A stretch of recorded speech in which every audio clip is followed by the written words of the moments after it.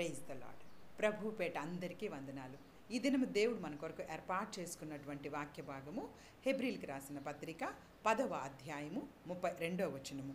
చూడండి, అయితే మీరు వెలిగింపబడిన మీదట శ్రమలతో కూడిన గొప్ప పోరాటము సహించిన పూర్వపు దినములు జ్ఞాపకం తెచ్చుకొనుడి. ఒక విధంగా చూస్తే మీరు నిందలను బాధలను అనుభవించుట చేత 10 మందిలో ఆరిడపడితిరి. మరి ఒక విధంగా చూస్తే వాటిని అనుభవించిన వారితో పాలివారైతిరి. ఏలగనగా మీరు ఖైదులో ఉన్న వారిని కరుణించి మీరు మరి శ్రేష్టమైనది స్థిరమైనది అయిన స్వాస్థ్యం ఉన్నదని ఎరిగి మీ ఆస్తి కోల్పోవటకు కూడా సంతోషంగా ఒప్పుకుంటుంది. కాబట్టి మీ ధైర్యమును విడిచిపెట్టకుడి.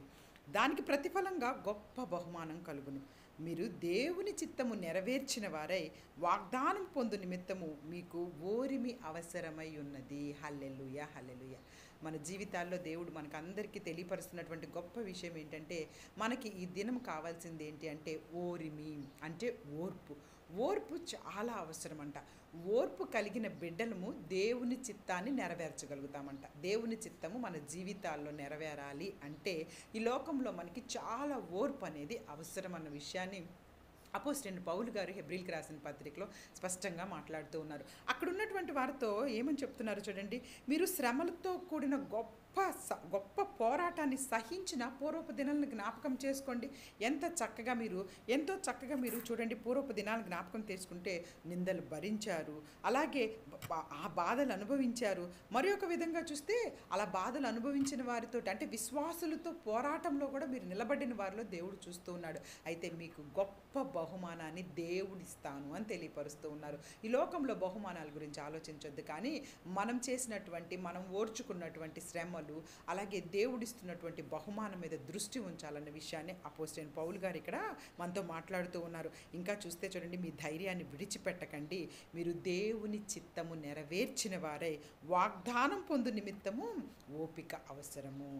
ఓపికతో మనం ఉండగలిగితే దేవుని చిత్తం మన జీవితాల్లో నెరవేరుతుంది. ఈ విషయాన్ని మన అందరము కూడా జ్ఞాపకం ఉంచుకోవాలి. ఎంతో ఓపికతో ఉన్నటువంటి వ్యక్తులు మనకి బైబిల్ గ్రంథంలో అబ్రహాం గారి గురించి మనందరికీ తెలుసు. ఆయన దేవుడిచ్చినటువంటి వాగ్దానం కొరకు ఎన్నో సంవత్సరాలు ఓపికతో ఉన్నారు కాబట్టి ఆ వాగ్దాన ఫలాన్ని పొందుకున్నారన్న విషయం మనందరికీ తెలుసు. అలాగే యేసేపు గారి జీవితం చూడండి. యేసేపు గారు చిన్నతనంలోనే ఇదిగో అన్నల చేత బాధింపబడ్డాడు, గుంటలో పడిపోయాడు. గుంటలో వాళ్ళు వేసి చంపేయాలనుకున్నారు. తర్వాత అమ్మివేయబడిన తర్వాత అక్కడికి వెళ్ళిన తర్వాత ఆ యొక్క ఫరో యొక్క భార్య చేత మరలా నిందలు పడవలసి వచ్చింది, జైల్లోకి వెళ్ళవలసి వచ్చింది. జైల్లో ఎంతో కాలము మగ్గిపోయాడు. అయినప్పటికీ కూడాను ఇదిగో ఓర్పుతోటి ఇదంతా దేవుని చిత్తమే నా జీవితంలో నెరవేరుతుందని యేసేపు గారు అనుకున్నారే తప్పించి ఎప్పుడు కూడాను దేవునిని దూషించలేదు. ఏంటి నా జీవితం ఈ విధంగా జరుగుతుంది అని చెప్పేసి ఎప్పుడు అనుకోలేదండి యేసేపు గారు. అందుకే తర్వాత మనందరికీ తెలుసు, యేసేపు గారు ఆ దేశానికి ప్రధానమంత్రిగా దేవుడు కూర్చోబెట్టాడు. హల్లెలూయా, హల్లెలూయా. ఎంత ఓర్చుకున్నారో చూడండి. ఓర్పు వలన దేవుని చిత్తం మన జీవితంలో నెరవేరటమే కాకుండా నిన్ను ఎంతో గొప్ప స్థితిలోకి దేవుడు తీసుకురావాలని చూస్తున్నాడు. ఈ లోకంలో నిజంగా చెప్పాలంటే ఇప్పుడున్న తరం వారికి ఓపిక అస్సలే లేదు. చిన్న చిన్న విషయాలకే ఓపికలు లేకుండా ఇదిగో ఎవరో ఒకరు మనల్ని ఒక మాట అన్నారని, లేకుంటే ఇబ్బంది చేస్తున్నారని చెప్పేసి మనం తిరిగి మాట్లాడేవారిగానో, తిరిగి దూషించేవారిగానో, లేకుంటే తిరిగి మనం ప్రతీకారం తీర్చుకునే వారిలోగా ఉంటున్నామేమో. కానీ ఇక్కడ చూడండి ఎంత చక్కగా దేవుడు తెలియపరుస్తూ ఉన్నారో. ఇదిగో ప్రతీకారం తీర్చుకొనుట నా పని అని దేవుడు తెలియపరుస్తూ ఉన్నారు. ఇదిగో మీకు ఎవరైనా మిమ్మల్ని ఇబ్బంది పెడితే పగ తీర్చుట నా పని, నేనే ప్రతిఫలం ఇత్తును.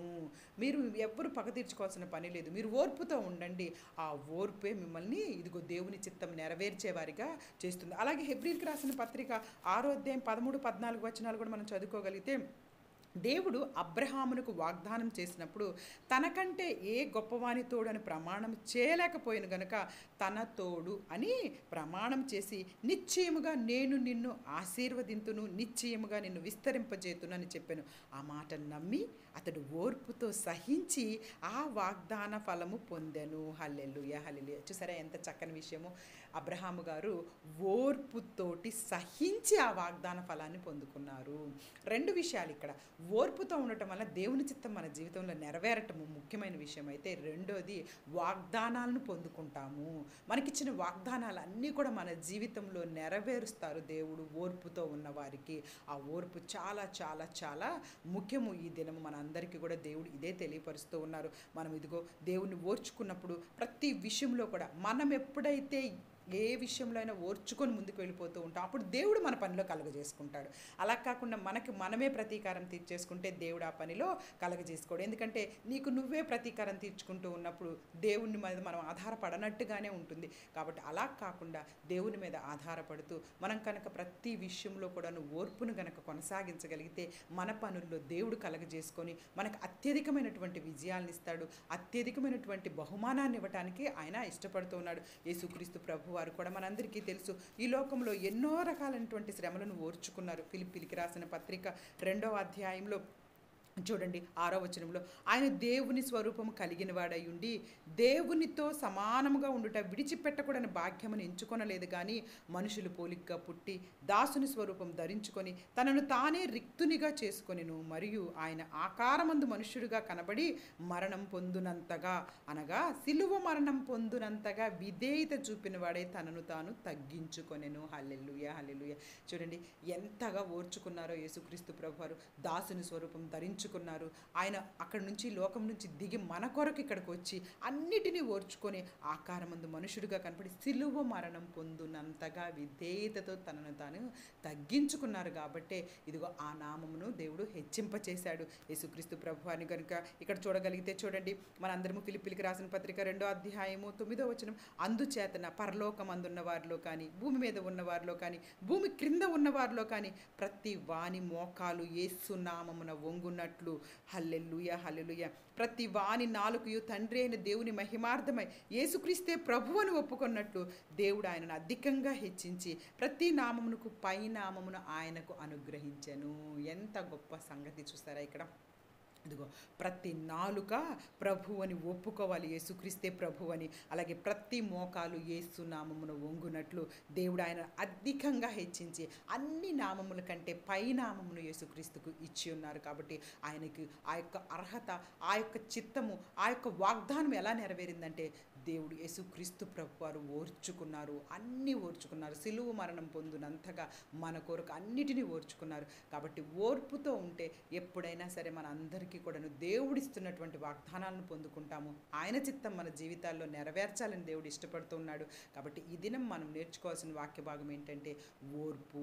ఈ లోకంలో నిన్ను ఇబ్బంది పెడుతున్న వాళ్ళు చాలామంది ఉండొచ్చు, నీ సొంత వారు అయి ఉండొచ్చు, నీ పక్కన ఆఫీసుల్లో వాళ్ళు అయి ఉండొచ్చు, ఇదిగో నీ పిల్లలు అయి ఉండొచ్చు. ఎవరైనప్పటికీ కూడాను దయచేసి దేవుడు మనొకసారి ఇదిగో పరిశుద్ధాత్మ దేవుడు నీతోని నాతోని మాట్లాడుతున్నాడు.